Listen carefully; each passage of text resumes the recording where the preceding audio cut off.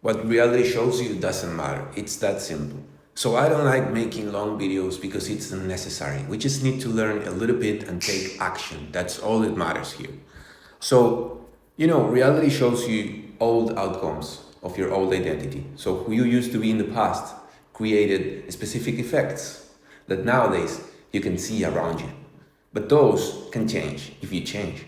So that means you can change internally even though reality won't change immediately.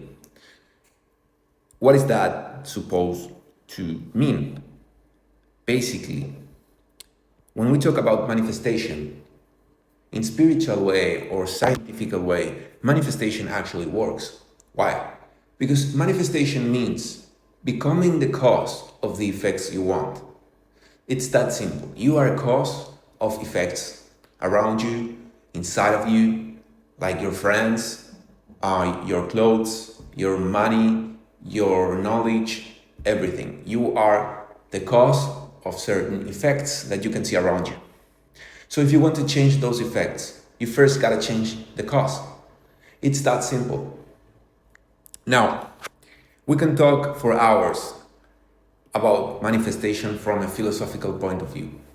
But if you want to see philosophy about this, there is plenty of videos in YouTube about this.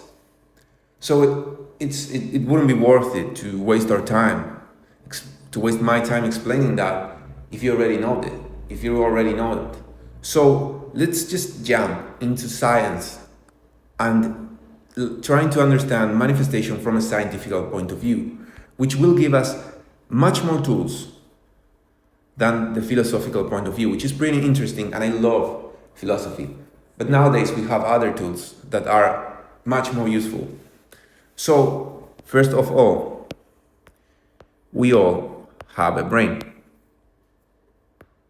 And that brain moves the body. And that's the cause. So the brain is the cause of everything around you in certain way. Like you can always go deeper and deeper and deeper and deeper on neurons and atoms. But in general terms, our brains is like the most important object when we want to change ourselves so we can change the effects we have around us. If we want to change the cause, that is us, we have to focus on our minds, not on our bodies, not on our clothes, not on our physical plane, but on our minds.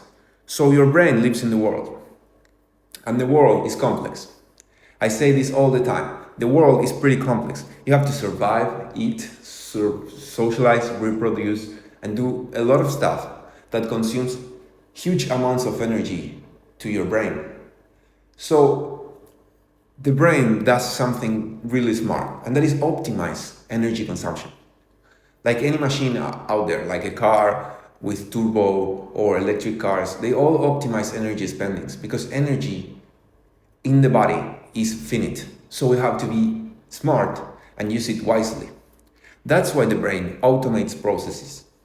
Basically, that means mapping actions with situations. So every time a familiar situation shows up, the brain takes an automatic action, adapts it real quick, like modify that action like a little bit so it fits the specific situation and executes it. It's that simple.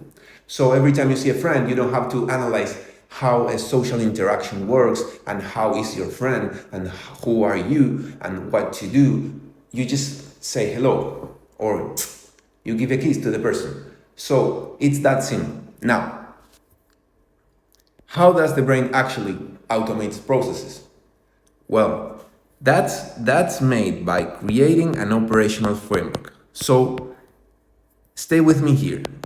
What is an operational framework? An operational framework is a set of data and information. So basically, if we want to say this in simple terms, data means memories, things that you experienced or you imagined, and information means like conclusions about those memories. Like, for example, suppose you are shy. So one day in the past, you tried to socialize with some person, but the interaction was extremely awkward because you acted like in a super weird way. So your brain stored that memory, but that memory has no significance by itself. So what the brain does is take a conclusion from the memory by interpreting the memory. So the brain says, okay, I am shy. This happened and stores the info, I am shy. So now you have info in your brain that tells you who you are, and also you have evidence that supports that statement that your brain considers true, that is, I am shy. That's the information. So this is an operational framework. And an operational framework can be divided into two big groups.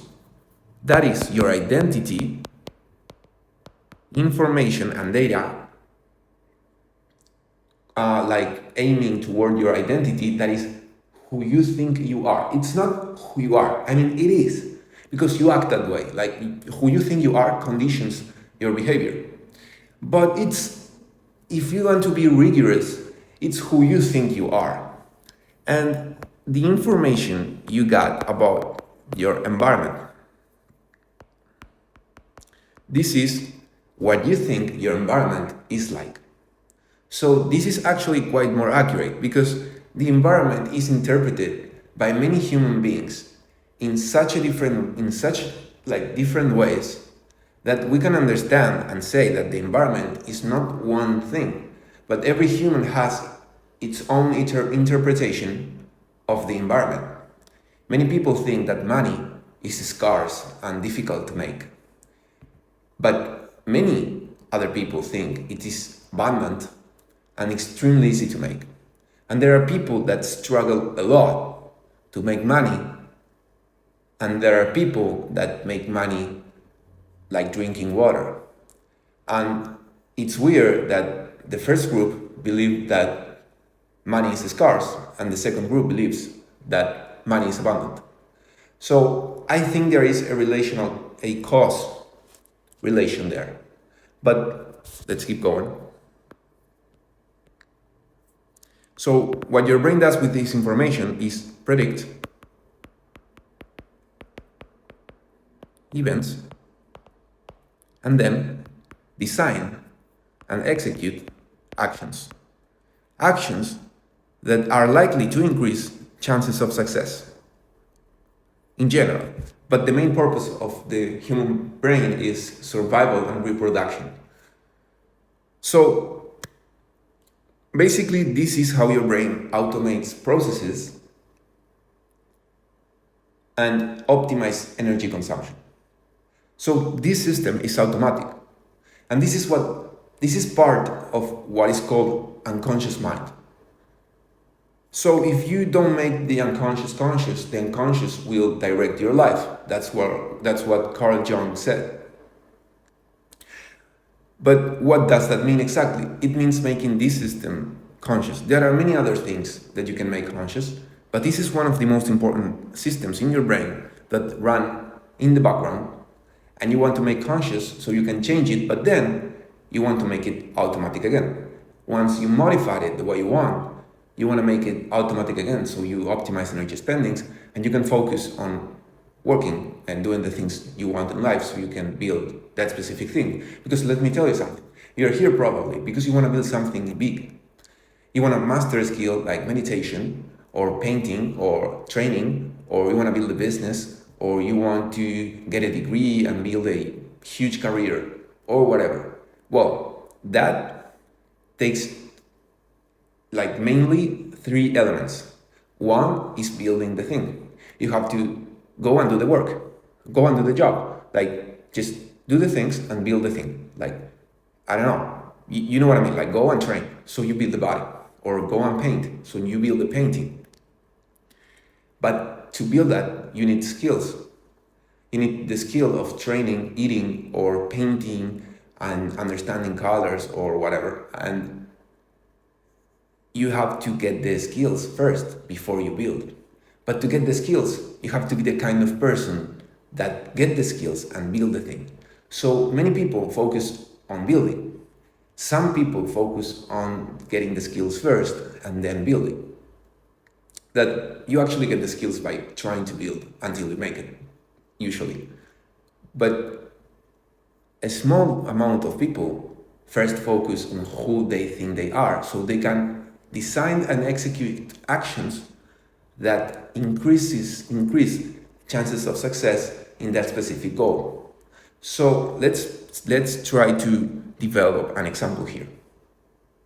If you think you are undisciplined, if you think you are unworthy, if you think you will never make it, if you think it's extremely difficult, the chances of success are extremely low. Actually, you are working towards failure. It's not that you are working towards success but chances are low. You're working towards failure. You're working the other way around. Because your brain says, this is what your brain does.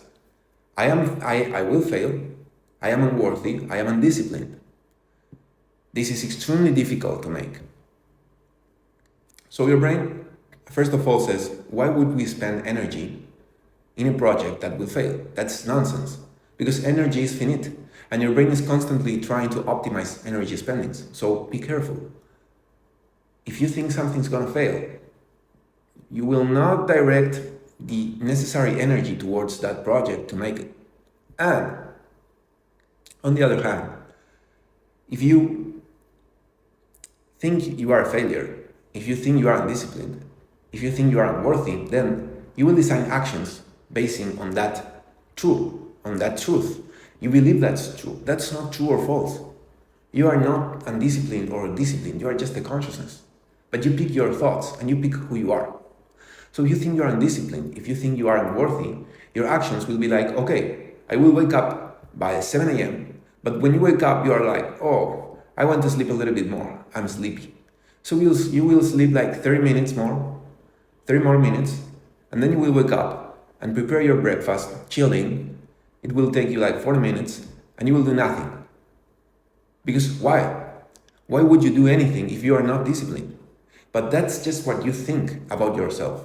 And this is just an example. Maybe you think you are super disciplined, and you are. And that's great. This is just an example. Maybe you think you're shy. So you act in a shy way. Maybe you think you're unconfident. Maybe you think you're shy and unconfident. So that's ruining your social life. And probably your happiness, because you are anxious about social interactions and stuff. Maybe you think you are undisciplined. Maybe you think you are unworthy. Maybe you think you are a bad person. Why not? Maybe you think you are aggressive. Like your mind is trying to tell you who you are. But you are not who you think you are. You're just a consciousness. And you have to change who you think you are so you can act differently. If your environment keeps throwing at you evidence that you are something you used to be in the past, so the environment shows you bad people around you, or people is mad at you because you are aggressive or whatever, or your paintings are horrible, or you are not making money, or you are getting bad grades, that doesn't matter, because those are all outcomes, and you decide to change now. Environment doesn't matter. When you stop caring about the environment and you truly ignore reality, you will realize that that's the way you create free will. And you have free will, so you can actually change your life and do what you want. That's free will, so you can do what you want. You want to be disciplined, and you are. So I hope it helped. Thanks for watching.